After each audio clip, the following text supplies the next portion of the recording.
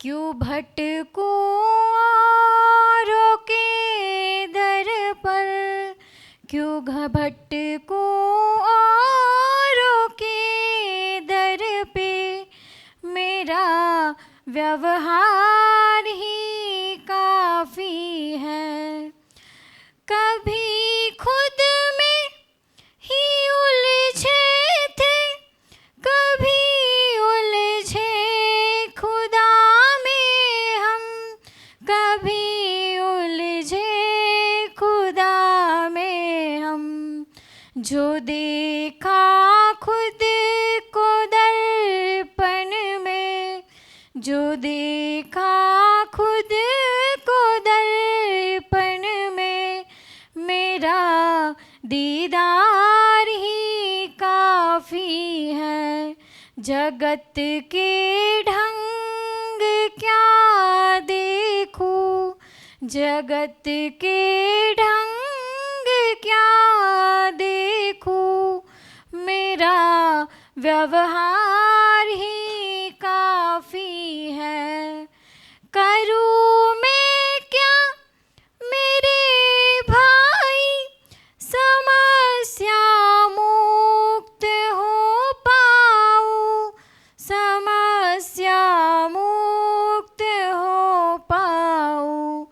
चले आओ व्यवस्था में, चले आओ व्यवस्था में, समझना ही तो काफ़ी है।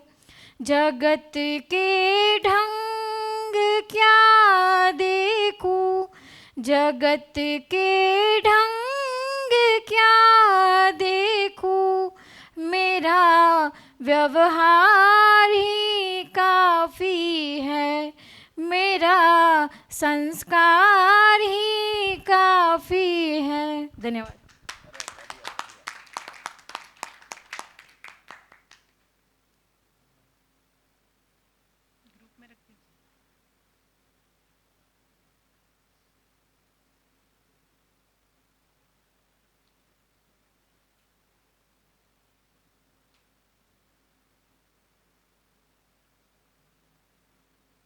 हेलो,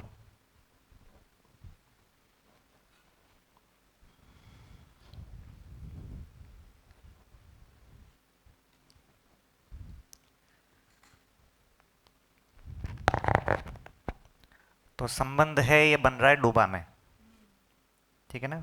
व्यापक सत्ता के आधार पर हम सब लोग जुड़े हुए हैं, ये संबंध का आधार, संबंध होने का आधार है।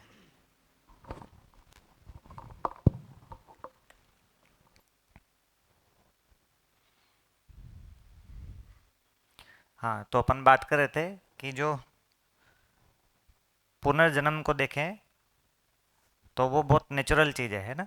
और सिर्फ जीवन परमाणु का ही नहीं हो रहा है, सब परमाणुओं का पुनर्जन्म ही हो रहा है। क्योंकि ये जो संगठन विघटन है उसका यही मतलब है कि हर एक परमाणु पुनर्जन्म ले ही रहा है, जो भी संगठन विघटन है।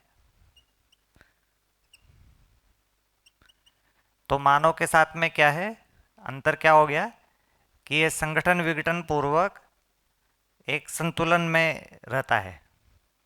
जड़ परमाणु संगठन विघटन पूर्वक संतुलन में रहता है, और मानव को संतुलन पहले दिखना है, तब वो पूरकता वाले संगठन विघटन में जाता है। क्योंकि ये संगठन विघटन दोनों ही तरह का हो सकता है, शोषण भी हो सकता है और पूरक भी हो सकता है, ठीक है। तो मानव को पहले संबंध दिखता है और उसके बाद वो पूरक वाले संगठन विघटन में जाता है, और अगर संबंध नहीं दिखता तो शोषण वाले संगठन विघटन में जाता है, ठीक है। और और भी देखें तो जिसको अपन पुनर्जन्म बोल रहे हैं, तो जो अभी तक हिंदू में भी कुछ पुनर्जन्म बोला है, या ईसाई में भी बोला है, या है ना किसी रूप में, है ना भाई, वो आत्मा का कुछ तो हो ही रहा है शरीर यात्रा के बाद में, तो यहाँ नहीं तो स्वर्ग में हो रहा है। उस तरह से देखें तो हिंदू में भी कोई पुनर्जन्म बोल रहा है ना, तो उसकी तुलना में यहाँ पर कुछ ज़्यादा स्ट्रिक्ट हो गया है, ऐसे देखेंगे तो। नहीं, हिंदू वाला पुनर्जन्म नहीं है, थोड़ा अलग हो गया ना ये। क्या अलग हो गया इसमें? क्योंकि इसमें तो छोड़ के जा ही नहीं रहा ना, अस्तित्व से छोड़ के कहीं जा ही नहीं रहा है। नहीं, हाँ होता ही रहेगा। तो वैसे देखे तो वो नहीं है, उससे तो और स्ट्रिक्ट हो गया है ना। पर स्ट्रिक्ट नहीं हुआ, और नेचुरल हो गया है। हम्म। हाँ। हेलो। तो अभी तक जो पुनर्जन्म की बात शायद वो शरीर के माध्यम से सोच, नहीं मतलब जो पुरानी बात है इसकी। नहीं, शरीर के माध्यम से भी नहीं सोच रहे, वो ब्रह्म के माध्यम से सोच रहे हैं। अच्छा। शरीर के माध्यम से तो सोच ही रहे हैं, आ रहे जा रहे हैं, है ना, शरीर मूलक विधि से तो। पर वो ब्रह्म में जब मिल जा रहा है तो फिर आवागमन से मुक्ति हो गया। मोक्ष। हाँ, है ना। तो यहाँ पर तो देखे तो वो पहले से ही ब्रह्म से जुड़ा हुआ है, तो वो शरीर नहीं लेगा तो ब्रह्म से ज़्यादा जुड़ गया, ऐसा तो कुछ है नहीं, पहले से ही जुड़ा हुआ है। हाँ, तो ब्रह्म से मुक्ति की बात हो रही है, जन्म मरण से मुक्ति की बात नहीं हो रही है। तो अगर अपन जन्म मरण को सुख की तरह ले रहे हैं, है ना, सुख को प्रकट करने के लिए, सुख को समझने के लिए, तो फिर वो जन्म मरण से भागने का कोई बात ही नहीं है। तो जन्म मरण की बात नहीं हो रही है, क्योंकि न तो जन्म की बात हो रही है न मरण की बात हो रही है, जीने की बात हो रही है। अभी तक हम लोग जन्म मरण की बात करते रहे हैं, जन्म मरण नहीं है ना, जीने का आधार जन्म मरण थोड़ी है। तो जीना अलग चीज़ है और जन्म मरण अलग चीज़ है। तो हाँ, हाँ, आवर्तनशीलता मतलब ये जो संगठन विघटन पूर्वक, ये जो पूरक है, ये बेसिकली मध्यस्थ है। पूरक मतलब मध्यस्थ। तो पूरकता अलग चीज है और संगठन विघटन अलग चीज है। जीना तो ये है ना, ये तो जीना है, और ये तो कुछ घटना है। तो जन्म और मरण तो है ना, वो हो गया जन्म, थोड़ी सी देर में हो गया, मरना मतलब थोड़ी सी देर में मर गया। जीना तो उसके बीच में है ना, जीना अपने आप में जन्म मरण थोड़ी है। हाँ, तो मध्यस्थ ये बने रहना है, घटना और बने रहना। हाँ, घटना के भी तो घटना का काल तो बहुत थोड़ा सा होता है ना, बने रहने वाला काल ही बड़ा होता है। ये तो कितना छोटा सा होता है, तो उतना छोटा सा में हम पूरा ज्ञान और विज्ञान को समाने की कोशिश कर रहे हैं। ज्ञान और विज्ञान तो यहाँ की वस्तु है ना, ठीक है ना, कितना डिफरेंस हो गया है ना, ज्ञान को जन्म मरण के आधार पर देख रहे हैं। तो बने रहना जीना है। तो बाकी तीन अवस्था कैसे चलती है कि जैसे एक पेड़ है ना, बीज के रूप में जमीन में बीज है, फिर थोड़ा सा बड़ा हो गया, है ना, पौधा बन गया, फिर पेड़ बन गया, फिर वो बूढ़ा पेड़ बन गया, है ना, लटक गया, और फिर वो गल गया, है ना, उसके अणु परमाणु सब बिखर गए, कुछ बीज थे वो जमीन में आ गए। तो ये क्या चीज़ हो रही है, ये यहाँ से यहाँ तक ये सम है। ये क्या हो गया, सम। हाँ, एक एक आयु तक सम वाला काम है, और फिर एक आयु के बाद में विषम वाला काम है। हाँ, संगठन विघटन, है ना, संगठन सम विघटन विषम। इसमें देखेंगे तो पेड़ में भी देखेंगे तो ये कितना बड़ा काल रहता है, ये कितना बड़ा काल रहता है, और ये कितने टाइम तक ऐसे पेड़ के रूप में बना रहता है। एक युवा पेड़ के रूप में कितना बना रहता है, और ये बुजुर्ग और बच्चा पेड़ वाला काल कितना बड़ा होता है। कौन सा काल बड़ा रहता है, कौन सा काल बड़ा रहता है? मध्यस्थ वाला काल बड़ा रहता है ना। जैसे मानव में भी देखेंगे तो वो बहुत थोड़े से काल का बचपन होता है ना। ऐसे ही एकदम मरने ही जा रहा है, वो भी बहुत थोड़ा सा काल होता है। ऐसे बच्चा जो है ना, वो 12-13 साल के आसपास आके और काफ़ी समझदार हो जाता है, ठीक है ना। तो ये शुरू के 10-11 साल, और लास्ट के वो तो बुजुर्ग वाले तो और छोटे होते हैं, जिसमें वो बहुत भागीदारी नहीं कर पा रहा। तो भागीदारी के आधार पे युवा की बात हो रही है ना, तो भागीदारी तो शुरू हो जाती है ना। तो मध्यस्थ वाला काल हमेशा ही बड़ा होता है, सम और विषम वाला काल बहुत छोटा होता है, ठीक है। तो उसमें जो है ये फिर तीन अवस्था को देखेंगे तो ये सम और विषम पूर्वक ये मध्यस्थ को बता रहे हैं। इसमें भी ये जो मध्यस्थ दिख रहा है इसमें भी यहाँ पर कुछ सम और विषम हो रहा होता है। कुछ ऑक्सीजन आ रही होती है, कुछ CO2 जा रही होती है ना, या CO2 आ रही है और ऑक्सीजन जा रही है, ऐसा। तो ये एज ए पेड़ तो मध्यस्थ है, पर एज ए जड़ के साथ में वो सम विषम हो रहा है। जड़ के साथ में सम विषम करते हुए वो मध्यस्थ को बता रहा है। तो पेड़ की अवस्था के रूप में देखें तो एक पेड़ पूरा सम विषम में रहते हुए इस पेड़ की परंपरा, इसके बाद एक दूसरा पेड़ बन जाएगा।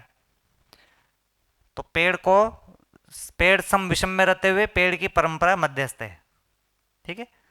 और पेड़ अपने आप में भी जब मध्यस्थ है तब वो इस जड़ की परंपरा के साथ में मध्यस्थ है, और जड़ फिर इसके साथ संगठन विघटन से जुड़ा हुआ है। तो कुल मिला के इसका क्या बनता है कि सम विषम पूर्वक मध्यस्थ को बताता है। पेड़ क्या कर रहा है? सम विषम पूर्वक मध्यस्थ को। और ऐसे बाकी तीन अवस्था ऐसे ही करती है, सम विषम पूर्वक मध्यस्थ, ठीक है ना। तो मानव क्या है? मानव का शरीर भी ऐसे ही है, पर मानव का जीवन कैसे चलता है? जीवन कैसे चलता है? जीवन में मध्यस्थ क्या है? जीवन में मध्यस्थ क्या है? हाँ, बने रहना। मध्यस्थ का मतलब बने रहना। तो जीवन में पहले तो उसका गठन मध्यस्थ है, जिसको अपन गठन पूर्णता बोल रहे हैं। तो जीवन बने रहता है, ठीक है। तो जीवन का गठन तो पूरी तरह से मध्यस्थ हो गया, ठीक है। उसका जड़ के साथ में आदान प्रदान सम विषम अभी नहीं रहा, ठीक है। और उसके बाद में उसका जो समझ है वो मध्यस्थ है। जीवन में समझ मध्यस्थ है, जीवन में उसका ज्ञान जो है वो कांस्टेंट रहता है। तो जो जो हम समझते जा रहे हैं वो एक मध्यस्थ के रूप में इकट्ठा होता जा रहा है, ठीक है। तो यहाँ पर संस्कार जो है वो बढ़ता जा रहा है मानव का, जैसे जैसे उसको सही समझ मिल रही है तो उसके अंदर एक स्थिरता बनती जा रही है, ठीक है। इसके साथ में वो इसको जीता है, इसको जीने के क्रम में वो दूसरे इकाइयों से जुड़ता है। तो समझ के आधार पर जुड़ता है और कभी कभी अलग भी होता है। तो एक आदमी से जब व्यवहार कर रहे हैं तो दूसरे आदमी से नहीं कर रहे हैं उस समय, एक कार्य कर रहे हैं तो उस समय दूसरा कार्य नहीं कर रहे हैं, ऐसे होता है ना। जब मैं यहाँ पर हूँ तो किसी और जगह पर नहीं हूँ, तो अभी यहाँ पर कुछ सम का काम हो रहा है और दूसरी जगह पर विषम हो रहा है, ठीक है ना। हम एक संबंध में कुछ भागीदारी कर रहे हैं, उस समय दूसरे संबंध में नहीं कर रहे हैं।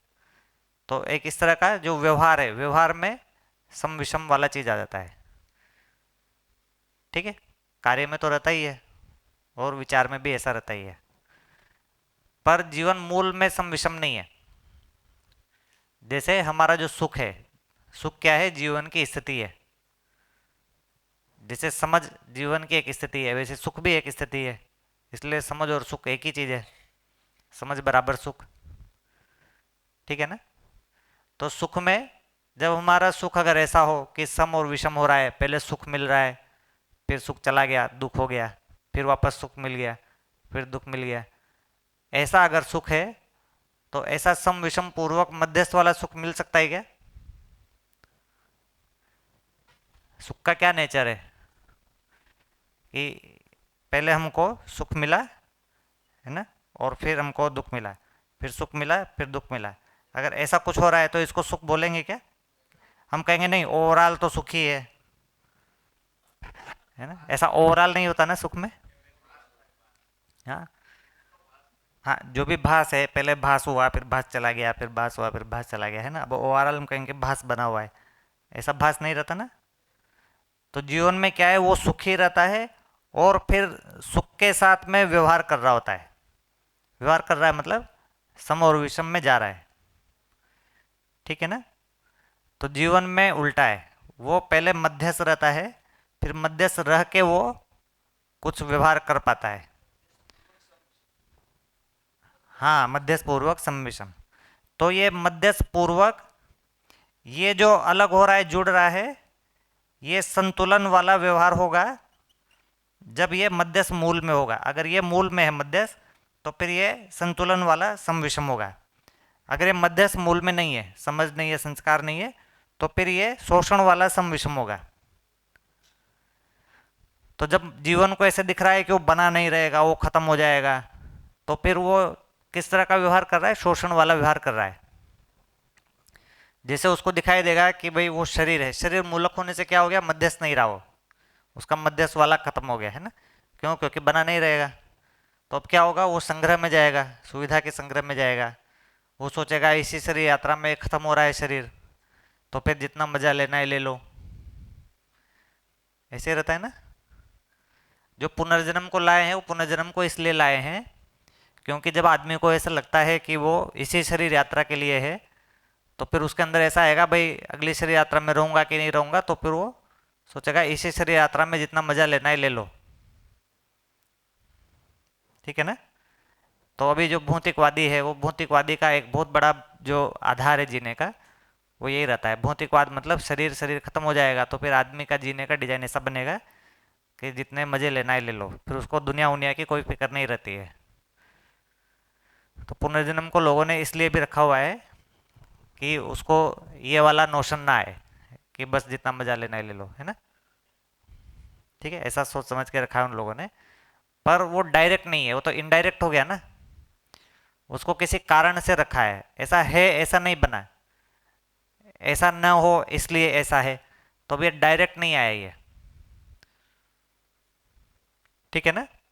जैसे दूसरा इनडायरेक्ट तरीका क्या है कि भाई वो जो भी जीवन है ना, उसको फिर भगवान जो है वो कुछ उसके कर्मों की सजा देगा।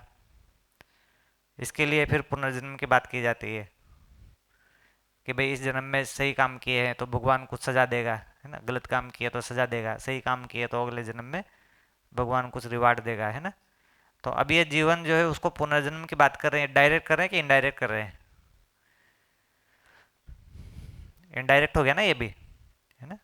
तो कोई भगवान की कोई व्यवस्था की वजह से जीवन की बात कर रहे हैं, है ना, और कोई वो भौतिकवादी जीवन शैली में न जाए उसके लिए जीवन की बात कर रहे हैं।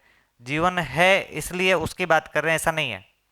ऐसा हो जाए और ऐसा नहीं हो जाए उसके लिए जीवन है, ऐसा बात कर रहे हैं। ठीक है, यहाँ पर है के आधार पर बात कर रहे हैं। तो दर्शन में एक बड़ा चीज है कि है का अध्ययन है का अध्ययन है ना। इसमें नहीं है के आधार पे है की बात नहीं कर रहे हैं। ठीक है ना। अभी जैसे ब्रह्म को भी समझने जा रहे तो नेति नेति एक सिद्धांत है ना, कि ये भी नहीं है, ये भी नहीं है, ये भी नहीं है। जब सारे नहीं खत्म हो गए तो फिर जो बचा वो ब्रह्म है ना। ऐसा कुछ रहता है, नेति नेति का एक बात होता है ना। तो वो ठीक है, किसी जगह पे होगा भी वो, जो अपन परिचय शुरू में भी वैसे ही लेते हैं, है ना, कि बताओ इस हॉल में क्या क्या है, तुम बोलते कुर्सी है ना, ये है वो है, फिर उन सबको रूल आउट करते जाते हैं, फिर लास्ट में स्पेस बचता है। तो नीति नीति टाइप का ही चीज़ है वो, है ना। तो तर्क में वैसा बन रहा है, अपन तर्क से अप्रोच कर रहे हैं। पर वो कोई डायरेक्ट भी चीज़ होगा ना, तो डायरेक्ट है तो काम करेगा, इनडायरेक्ट वाला काम नहीं करता। तो अपन सूचना के आधार पे कितना भी है ना जीवन है, ऐसा है वैसा है, वो सब बना लेंगे, पर जब तक वो सीधे सीधे दिख नहीं रहा है तब तक वो ऐसे क्रिया में नहीं आता वो। ठीक है। तो यहाँ पर क्या बात हो रही है कि मध्यस्थ पूर्वक सम विषम में होता है। जब मानव को ऐसा बनता है अपने अंदर कि वो स्थिर है, वो बना हुआ है और उसके अंदर सुख बना हुआ है, तब फिर वो सम विषम वाले पूरक वाले सम विषम में जाता है, नहीं तो फिर वो शोषण वाले सम विषम में जाता है। ठीक है। तो मानव के साथ में नियम क्या बनता है? यहाँ पर जो नियम है इसको दूसरी भाषा में बोलेंगे तो गति पूर्वक स्थिति। इसमें हो रहा है गति पूर्वक स्थिति,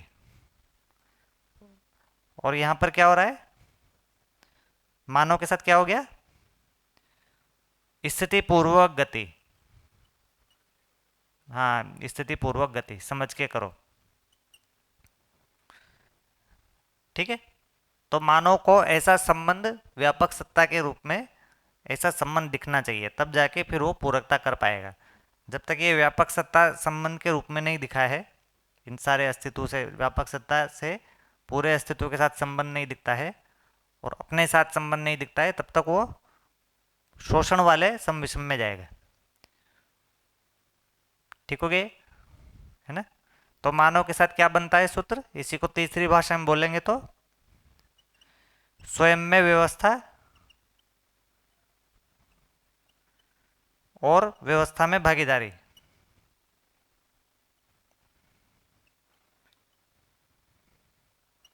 स्वयं में व्यवस्था और व्यवस्था में भागीदारी, ये कहाँ हो गया, मानव में। इसको नीचे लिखना पड़ेगा, है ना, या उल्टा करना पड़ेगा। यहाँ पे जो बाकी तीन अवस्था, उसमें क्या हो गया, व्यवस्था में भागीदारी ही स्वयं में व्यवस्था।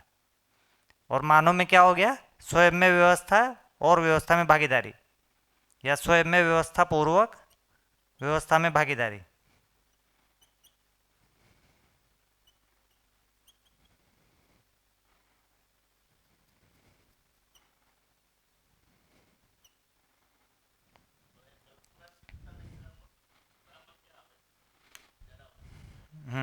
कल्पनाशीलता, कर्म स्वतंत्रता इसी में लगेगी कि कल्पनाशीलता का क्या काम है, स्वयं में व्यवस्था को इंश्योर करना। हाँ, और कर्म स्वतंत्रता पूर्वक व्यवस्था में भागीदारी। हाँ, तो बाकी तीन अवस्था के साथ क्या है कि व्यवस्था में भागीदारी से स्वयं में व्यवस्था होती है, या व्यवस्था में भागीदारी ही स्वयं में व्यवस्था है। तो पेड़ की अपनी स्वयं में व्यवस्था क्या है कि वो व्यवस्था में भागीदारी कर रहा है, ये पेड़ की अपने में व्यवस्था है। ठीक है ना, उसमें अलग से अपना कोई स्वयं नहीं है। ठीक है, और ये व्यवस्था में भागीदारी ये सम विषम है, और ये सम विषम पूर्वक वो एक निरंतर व्यवस्था में भागीदारी कर रहा है। ये निरंतर व्यवस्था में भागीदारी ही उसका मध्यस्थ है। ठीक है, इसलिए वो गति को प्रकट कर रहे हैं, स्थिति को प्रकट नहीं कर रहे, उतना अच्छे से प्रकट नहीं कर पा रहे। तो मानव है वही स्थिति को प्रकट करता है। तो स्थिति क्या है, मध्यस्थ, बने रहना। वो स्थिति क्या है, व्यापक सत्ता है। तो इस पूरे अस्तित्व में जो प्रकृति है वो गति का काम कर रही है, उस गति के मूल में व्यापक सत्ता स्थिति है।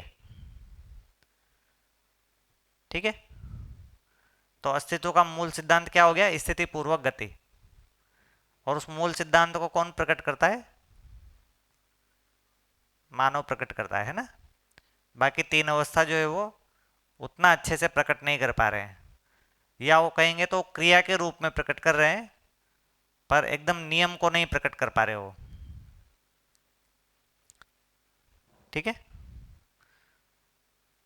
क्रिया के रूप में आ गया वो चीज, पर ऐसे नियम उस क्रिया से अलग भी कोई चीज है ऐसा नहीं है। नियम और क्रिया अलग चीज है ना।